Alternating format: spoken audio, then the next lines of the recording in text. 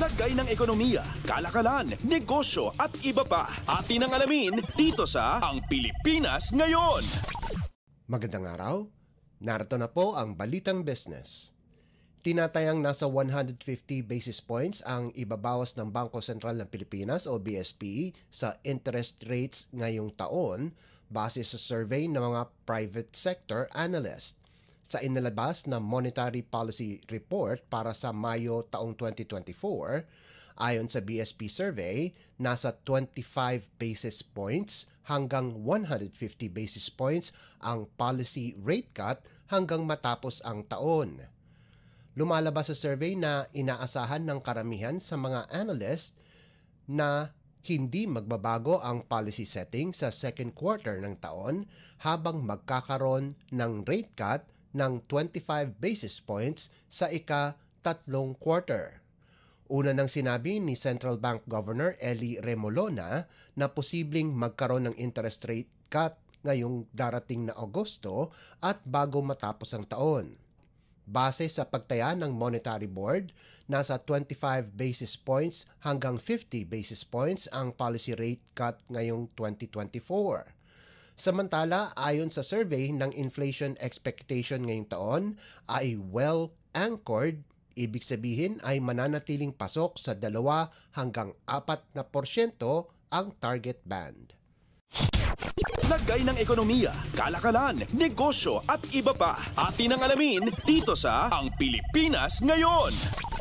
Inanunsyo ng Toll Regulatory Board o TRB na tataas ang singil sa toll ng North Luzon Expressway o NLEX simula sa Hunyo 4. Ayon kay TRB spokesperson Julius Corpus, ito ang ikalawa at huling tranche ng inaprubahang toll rate adjustment.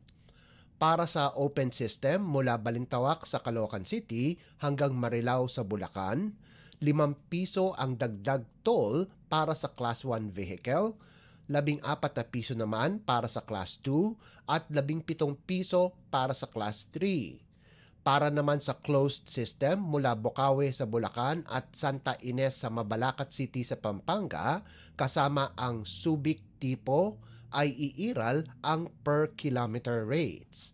Mula Marilao North patungong Santa Ines ay nasa 21 piso ang dagdag singil sa toll para sa Class 1, 54 na piso para sa Class 2 at 65 piso para naman sa Class 3 vehicles.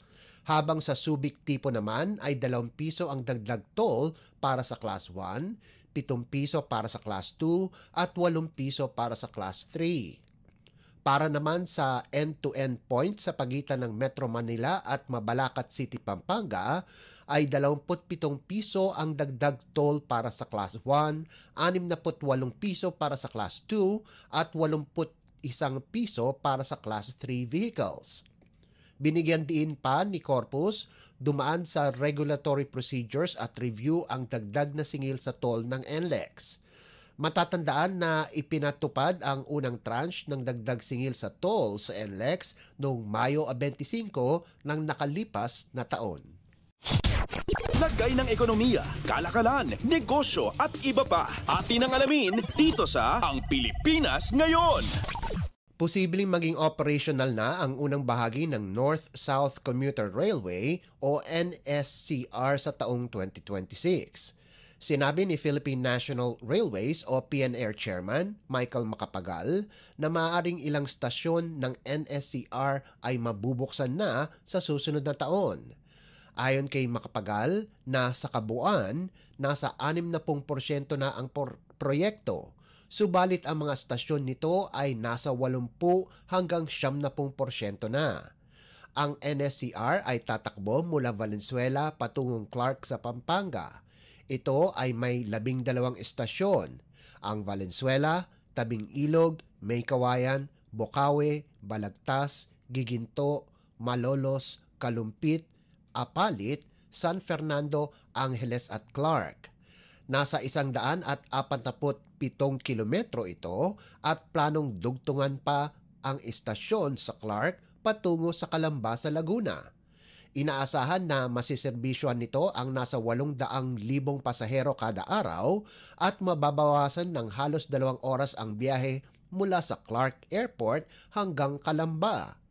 Ang proyekto ay nagkakahalaga ng 837.62 bilyong piso. Nagmula ang pondo sa Asian Development Bank o ADB at Japan International Cooperation Agency o JICA. Lagay ng ekonomiya, kalakalan, negosyo at iba pa. Atin ang alamin dito sa Ang Pilipinas Ngayon.